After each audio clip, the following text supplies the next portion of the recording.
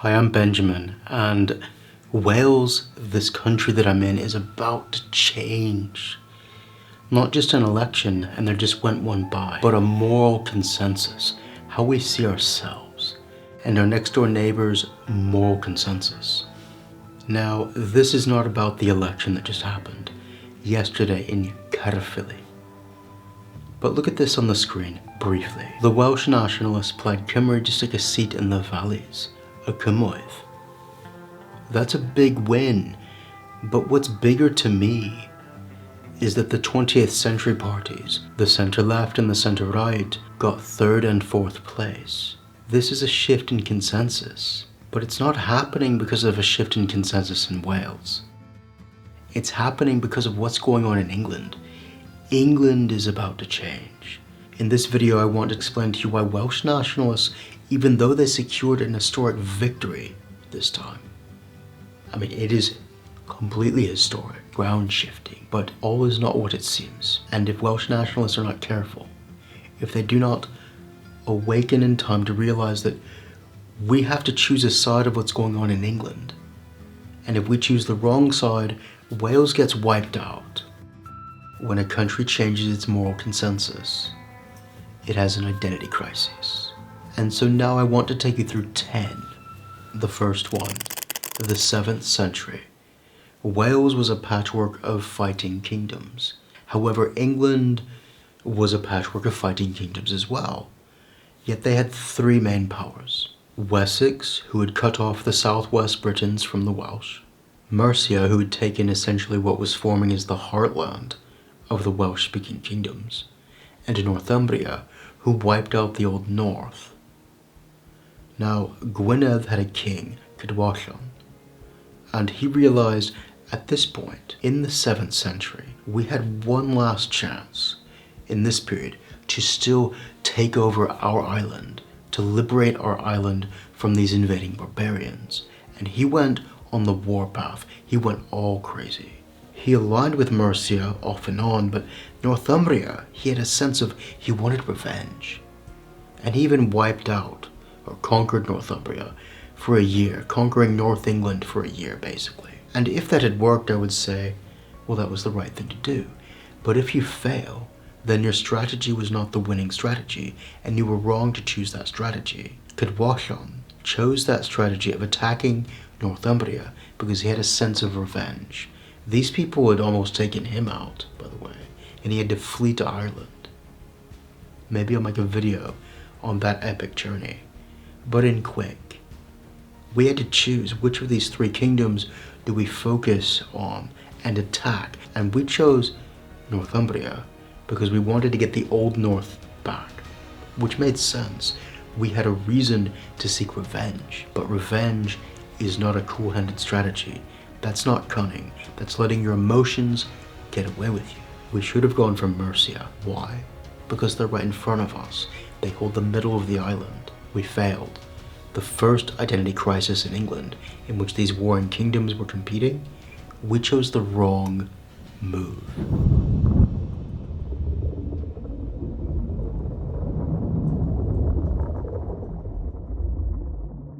The second real identity crisis that our neighbors in England faced was the 10th century. And this was the rise of Wessex. It was trying to unify all of England under one king. It would eventually do so, but at the time, we had a very good king, Hywel. His epithet even means good, Hywel the Good. He codified our laws. I've made a video on him, but for this time, he had to choose what strategy to take with this aggressive Wessex kingdom. How do we move? How do we survive this point in history? What moral strategy is the right one to take for survival of our people? And he said, conquest or peace, if he can, otherwise stay neutral. Wales survived, where Cornwall was gone. Strathclyde in the north would later go out. It was the right move. Stay neutral when your enemy is stronger.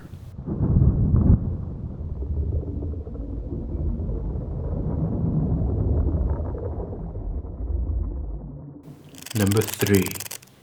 By 1135, the Normans seemed unstoppable. They had rolled over England, pushed almost all the way through Wales, landed in Ireland, and taken over the monarchy, essentially, in Scotland. No one was able to stop them in open battle.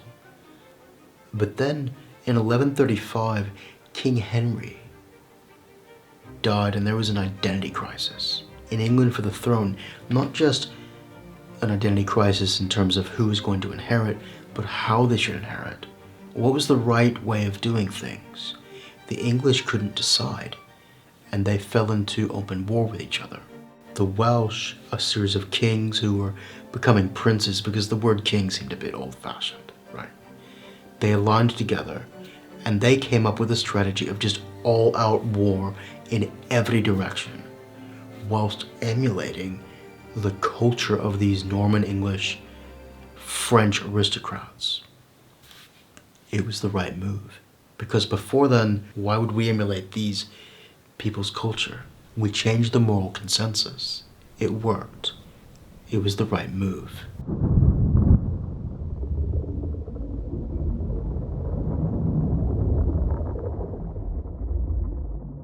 Number 4. The Barons' Wars in the 13th century in England. This happened at the same time as the rise of Llywelyn the Great. Now there were 2 Barons' Wars. This was essentially a tug-of-war between the barons and lords and the monarchy and their control over the army and taxes. England was beginning to centralize, and Llywelyn the Great sided with the barons against the king in the First Barons' War, the time of the Magna Carta. Now, in the First Barons' War, this seemed like a good idea. It made sense. But long term, that wasn't a good strategy. Because moral consensus, they take a long time to go through. It's not just a one and you're done. By the time of Llywelyn ap Gruffydd of Gwynedd in the 1260s, this was changing, and he sided against a young King Edward in the Second Barons' War, essentially. This caused a grudge to develop, and it caused Llywelyn to have to react against this centralization in a way that provoked him. Now, I'm not saying that King Edward was the good guy. No. I'm saying that the Kingdom of Gwynedd chose the wrong strategy from a moral standpoint. It was still thinking in this, after King Henry's death kind of mode, all-out attack, adopt their strategies of war. But the age changed. What we needed in the age of Llywelyn the Last, Llywelyn ap Gruffydd, was someone a bit more like Hwel. Be neutral for as long as possible. After this King Edward I psycho dies, yeah, then attack. It was the wrong move. We didn't need an all-out attack. We needed neutrality for as long as possible.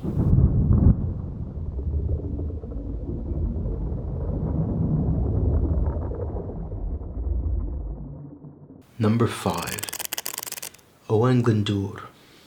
Now, to understand what world he came out of, I need to go back to the Black Death. A bit morbid. The Black Death had killed so many workers that in the next generation, even in the 1370s, workers were able to approach lordships and say, I don't want to work for that price. You're going to have to pay me thrice what you want. This led to social unrest and revolutions across much of Europe, and even the papacy split in the 1370s, a papal schism, which led to these movements of peasants and new kings and revolutionaries like happened in Sweden and the Czech lands, able to align with one pope or the other against their local aristocracy or against their rival aristocracy. You see what I'm saying? Wales actually rebelled quite late in this, the arrival of humanism. And Owain Glyndŵr did not choose the wrong side. He absolutely did the right thing, but it was just 2 or 3 years too late. The revolution sweeping Europe of humanism had already swept through, and it was just too late. The papal schism was winding down. So in this case, It's not always whether you choose the right moral side or the wrong moral side according to what's happening in England. You have to have the right timing. And Owain Glyndŵr got the argument right, but he didn't do it within the right time frame. So not the right move.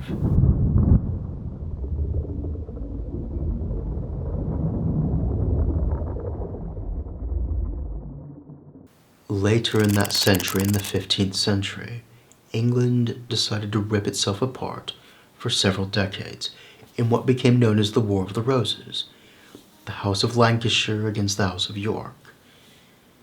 And we split along factions within England. This was the ultimate opportunity to have a nationwide revolution, as happened under Owain Glyndŵr. If we had risen up, there's nothing England could have done in this period.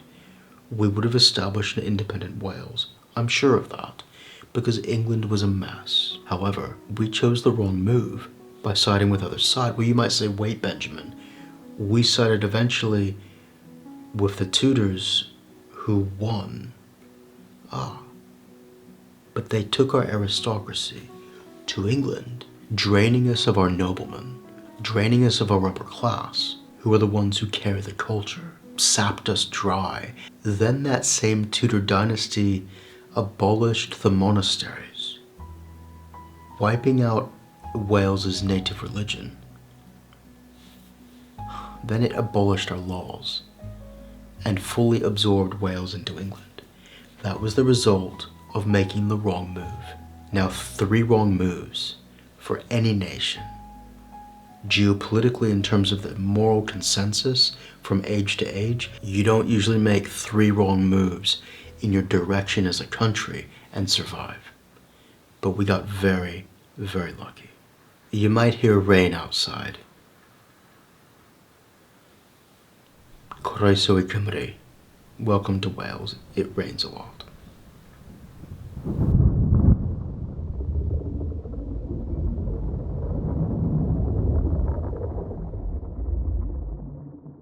England went through a Reformation, an identity crisis, a shift in the moral consensus.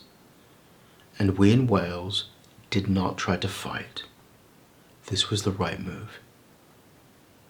By feigning obedience, we got a Bible in the Welsh language and the right, essentially, to religious institutions in the native culture. This saved the Welsh nation. Ireland chose not to. They fought, and because of that, essentially, Ireland lost its language. We chose the right move, so the nation survived.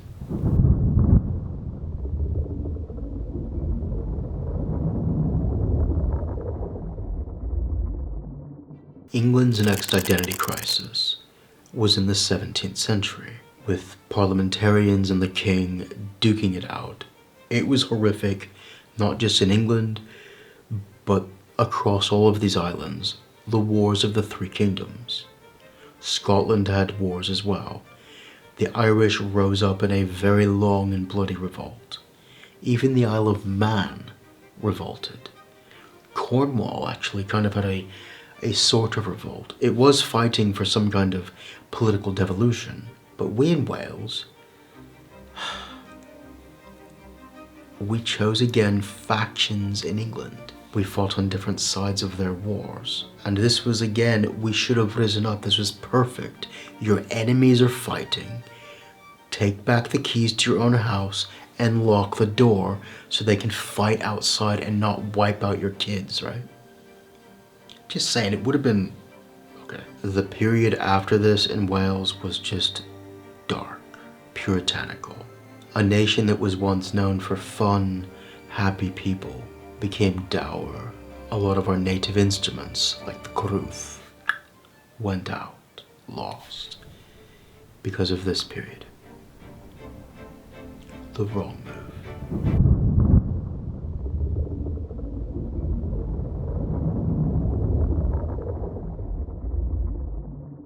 I need to mention something now called Jacobitism, which the Hanoverian dynasty and the Stuarts It's more active.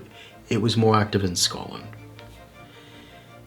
But basically, there was a coup d'etat in 1688, which instilled a new dynasty on the throne of England. Most of them were essentially high-ranking nobility Tories in Scotland. However, in this period, those who did not side with that favored a calm order, a different kind of Tory, essentially.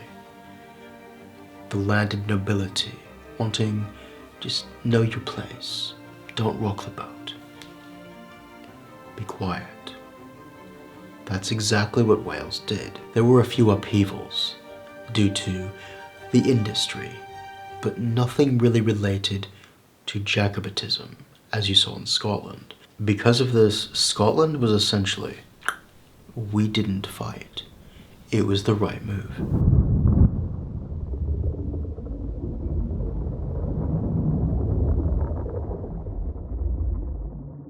The 19th century wasn't really a moral consensus of its own.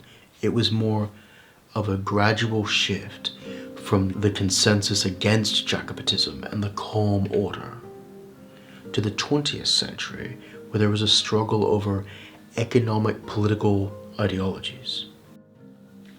And as the 20th century came in, things began to change again. And World War I really shook it to the core. And Labour, the Labour Party, came up through Welsh society by essentially replacing Christianity, erasing that old nonconformist tradition, using it actually, infiltrating the church in places, and rotting it out from within to produce socialism. And this became the new Welsh consensus. However, England didn't go that way.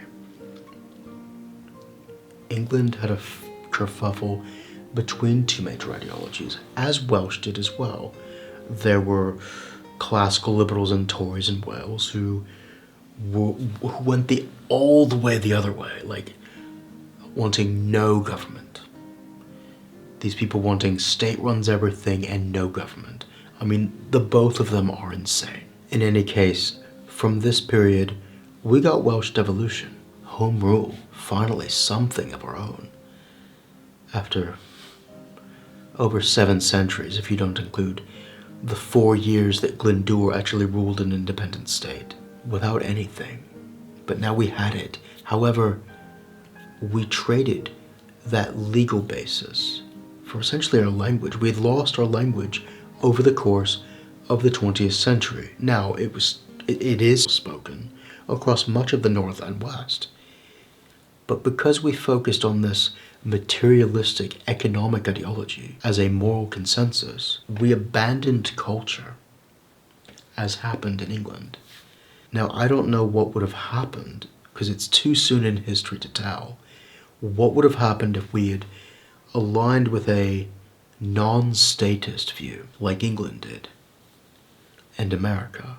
What would have happened in Welsh culture? We kind of did the right thing and we kind of didn't. We lost our linguistic communities because we began the century with a majority of people speaking Welsh, and we ended it being 1 in 5. But we got the basis of home rule, so I'm gonna give it like Chippy Lane, half and half.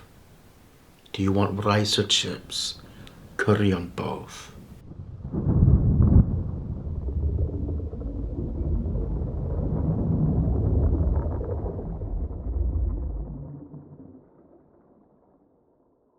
My hope is that at least a few Welsh nationalists see that in these English identity crises that happen every once in a while, because England doesn't really agree on who it is, it never has, that we in Wales, or rather the Welsh nation,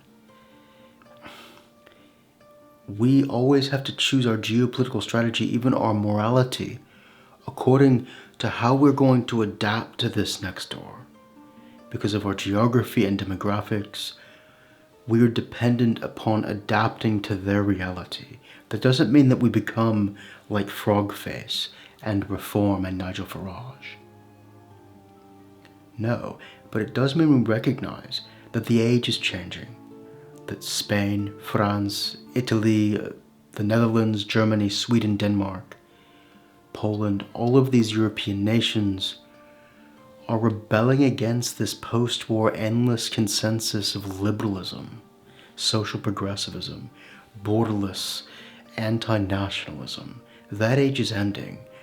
We are entering an age of nationalism, an age of the strong gods, an age in which faith, ethnicity, heritage, all of these things matter. It doesn't mean that people who are different to us are less than us. But as the new Japanese Prime Minister, who is conservative, understands, Japan will not be Japan if it is not overwhelmingly majority ethnically Japanese. We can still value and love other peoples, but we have to have the people that made up these nations in Northern Europe. We can learn from what happened in World War II without being shaped by its morality forever in such a way that damages us, really. We have to move on from this idea that Hitler is the eternal Satan by which we judge our morality against. We have other evils to worry about, and the English next door are not going to put up with being minorities in their own cities for much longer. The English are a strong nation. They were able to beat us, and that's not easy. We are a strong nation. And the English are about to go mental. Every once in a while they do. And I hope Welsh nationalists awake to this, that we cannot continue with this post-war consensus of endless social liberalism. The world is changing. What is revolutionary and new is in opposition to that. And Plaid Cymru and Sinn Féin and others like that represent the old world that we are fighting against. That is the new moral consensus. And I know that Plaid Cymru just won this by-election, but that doesn't mean that you will win the war. And you have time to wake up. Owen Glyndŵr woke up just a couple years too late. Don't wake up a couple years too late either, and join this European-wide consensus of revolution against social liberalism. Too late to actually win. Thank you very much for watching, and we'll see you in the next episode. Buy me a coffee if you would like to contribute. Diolch yn fawr iawn. Thank you very much.